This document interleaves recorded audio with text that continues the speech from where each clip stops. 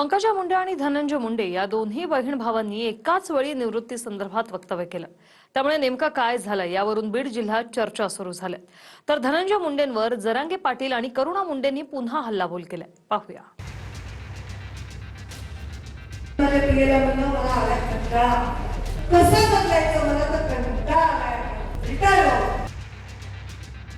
अशा जाती जाती धर्माच्या इतक्या गलिच्छ पातळीला पोहोचलेल्या राजकारणात आपण राहावं का नाही? दोन्ही मुंडे बहीण भावांनी राजकारण सोडून निवृत्ती घ्यावी की काय यावरून जाहीर वक्तव्य केलं। अर्थात पंकजा मुंडेंचं वक्तव्य हे व्यवस्थेसंदर्भात आहे, तर धनंजय मुंडे यांनी जातीपातीच्या राजकारणावर बोट ठेवलं। ज्या पातळीवर जातीपातीचं राजकारण पोहोचलं त्यामुळे आपण राहावं की नाही असं धनंजय मुंडे म्हणतायत। पण याच जातीपातीच्या राजकारणाला जरांगे पाटलांनी धनंजय मुंडेंनाच जबाबदार धरलं। आज आपण पाहतोय की कशा पद्धतीचं राजकारण चालू आहे।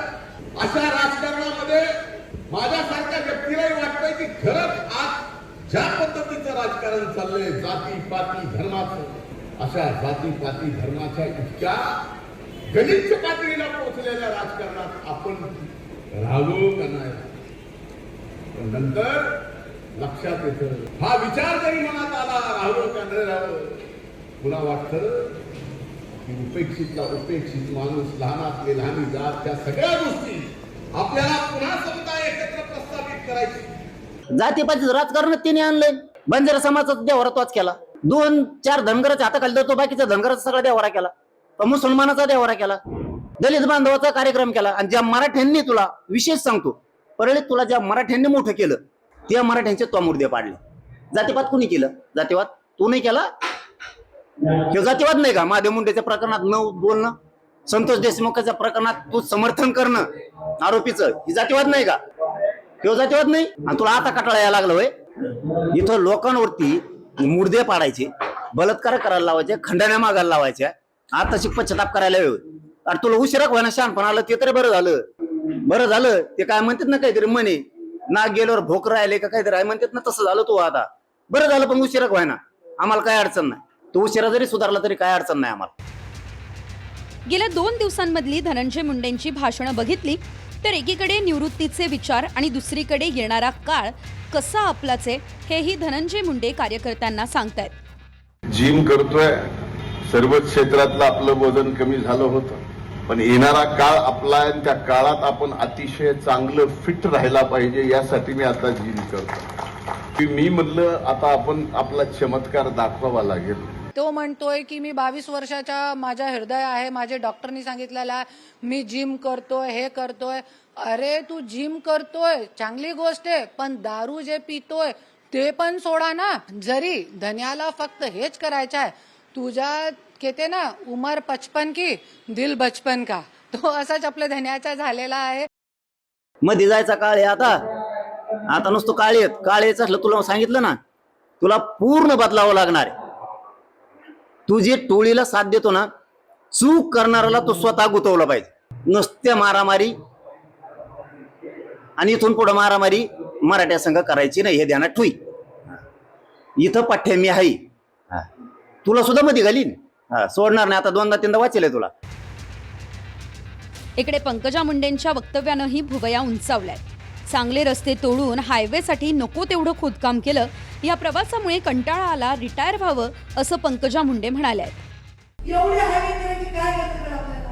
सगळा रस्ता होता ते तोडल्यानंतर नॅशनल हायवे सुरू झाला। 2 लेनचा बरं चालू होता, आता 6 लेनचा रस्ता, 4 लेनचा रस्ता, इतकं खोदून ठेवलं होतं। कडकड करत मी इथपर्यंत आले आणि माझ्या पियला म्हणलं मला आला कंटाळा, कसा बदलायचं, मला तर कंटाळा आलाय, रिटायर व्हावं। आपल्याकडे गाडी आली, घोडा आला, समाज हा उलट मोठा झाला नाहीये। ती गाडी, हा घोडा, ती ताकद, हे पद, हा लाल दिवा, हे पोलिसांचं सलूट, हे केवळ त्याच्यासाठी आहे, त्या महान असलेल्या प्रत्येक घरापर्यंत झोपडीपर्यंत विकास पोहोचवण्यासाठी आहे, आमच्या उपभोगासाठी नाही। कसं रिटायर होतंय? त्यांना असं वाटत असेल की आम्हाला न्याय मिळत नाही, कदाचित पक्षामध्ये आम्हाला आमच्या सगळ्या एवढ्या त्यागाला महत्त्व नाही, त्या उद्योगातून ते म्हणाले असतील कदाचित। ह्या भावना कधी कधी बोलून दाखवतो, ज्यावेळेस त्रास वाढतो त्यावेळेस त्या भावना सहज येतात. पण मला वाटतं की पंकजाताईंना आमची विनंती राहील, एक ओबीसी नेत्या म्हणून, की तुम्ही अशा प्रकारचं पाऊल न उचलता बिनधास्त पक्षातून बाहेर पडा, ओबीसीचं नेतृत्व करा आणि महाराष्ट्राचे तुम्ही ओबीसीचे पहिले महिला मुख्यमंत्री व्हा, यासाठी आम्ही तुम्हाला साथ देऊ. बाहेर पडा भाजपातून आणि या मैदानात आमची त्यांना विनंती असणार आहे. पंकजा मुंडे जर का भाजपमधून बाहेर पडलं, काँग्रेस त्यांना पक्षात घ्यायला तयार आहे? 100% घेऊ. विजय वडेट्टीवार काँग्रेसमध्ये किती दिवस राहणार आहे हे एकदा विजय वडेट्टीवार यांनी सांगितलं पाहिजे. चंद्रपूरमध्ये विजय वडेट्टीवारांना साधे नगरसेवक सांभाळता येत नाहीत.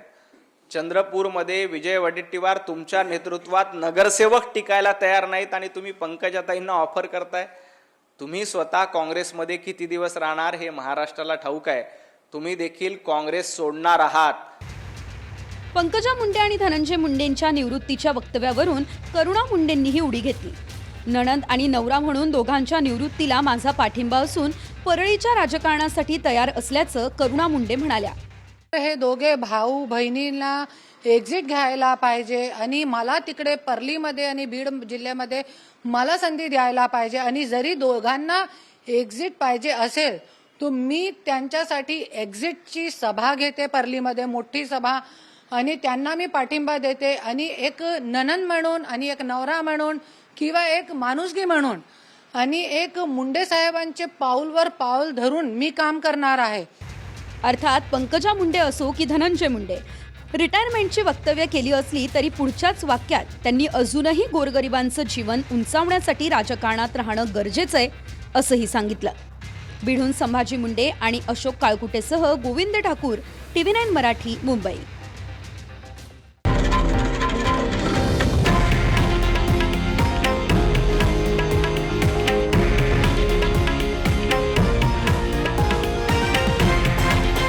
हे आहे देशातील नंबर 1 न्यूज नेटवर्क आणि आपण पाहत आहात TV9 मराठी, एकमेव.